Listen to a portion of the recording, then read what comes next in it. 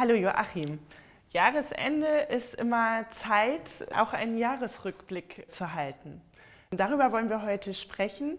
Was würdest du sagen? Highlight 2019 war doch sicherlich die positive Entwicklung des Aktienkurses, oder? Nicole, prima. Ja, genau, da müssen wir unbedingt drauf eingehen. Vielen Dank, dass du dir wieder die Zeit genommen hast, dass wir hier was vortragen können. Ja, wenn man sich überlegt, wer vor einem Jahr 3U-Aktien gekauft hat, der hat bis heute gut 70% Kursgewinn mitnehmen können. Das ist, glaube ich, eine Entwicklung, das hat nicht jede Aktie in Deutschland zu bieten.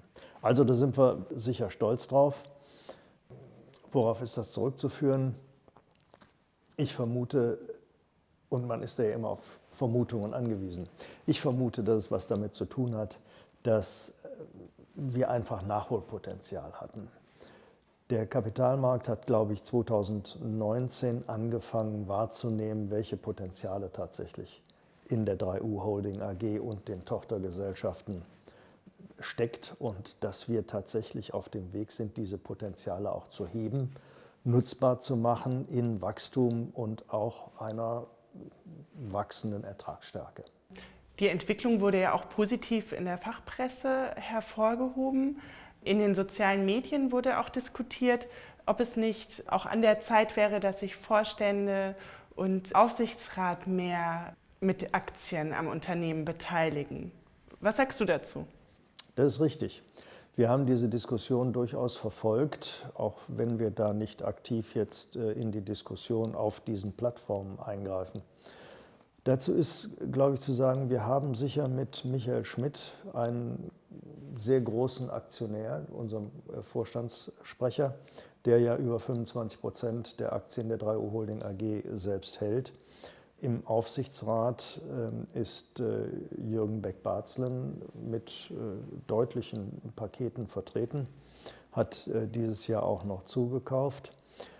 Im Übrigen gibt es da selbstverständlich keine Empfehlung des Unternehmens an die Organe, sich dieses oder jenes Verhalten an den Tag zu legen. Es sind immer private, individuelle Entscheidungen, die da zu treffen sind. Und auch wenn ein Vorstand jetzt aus guten Gründen zu dem Schluss kommt, keine Aktien selbst kaufen zu wollen, heißt das noch lange nicht, dass die jetzt nicht hinterm Unternehmen stünden. Ich sehe hier im gesamten Unternehmen ein großes Commitment und eine große Entschlossenheit aller Beteiligten, die 3U und ihre Tochtergesellschaften weiter voranzubringen. Kommen wir nochmal zum Jahresrückblick.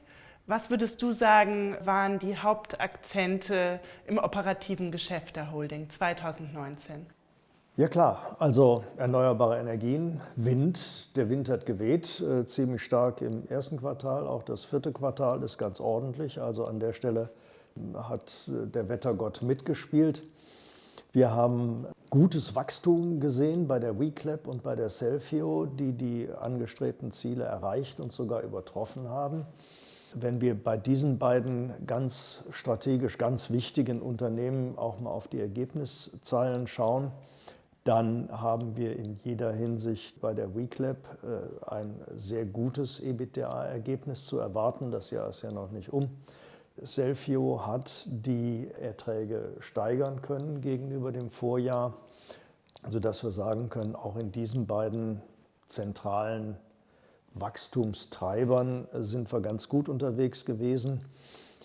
Wir haben im Cellfio Marketing durch das Häuschen, den Rohbau, den wir da erworben haben, neue Impulse setzen können und sind, wenn ich jetzt darüber hinausschaue, auch im Bereich der Telekommunikation weiter gut unterwegs, wo wir zwar Umsatzrückgänge haben, wo aber durch das Management dort die Ertragsseite sich sehr positiv entwickelt. Also ich sage mal, die weit überwiegende Zahl der Events und Entwicklungen ist positiv.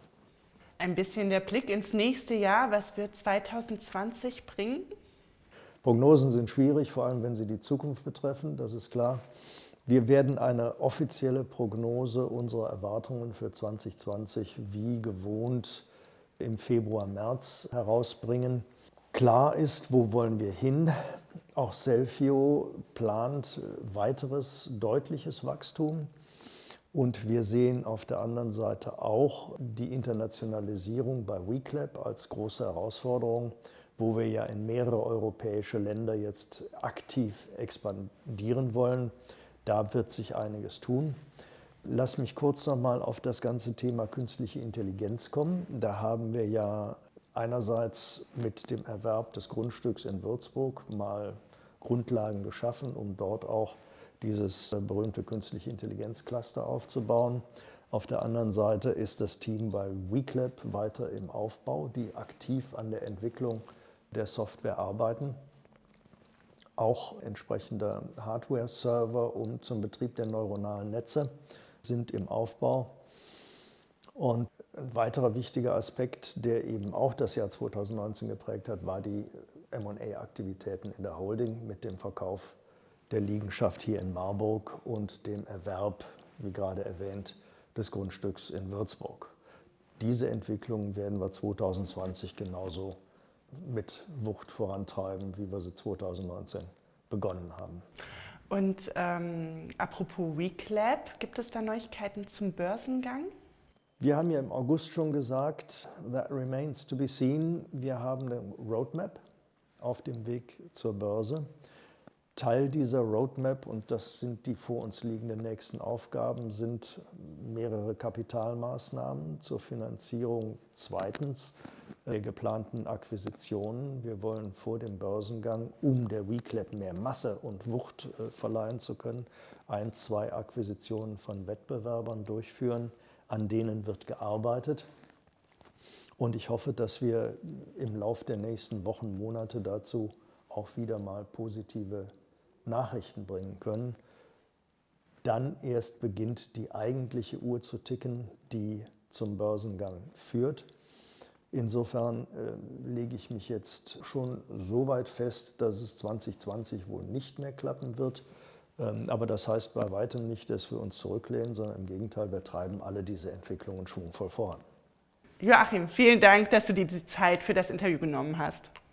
Prima, vielen Dank. Und jetzt?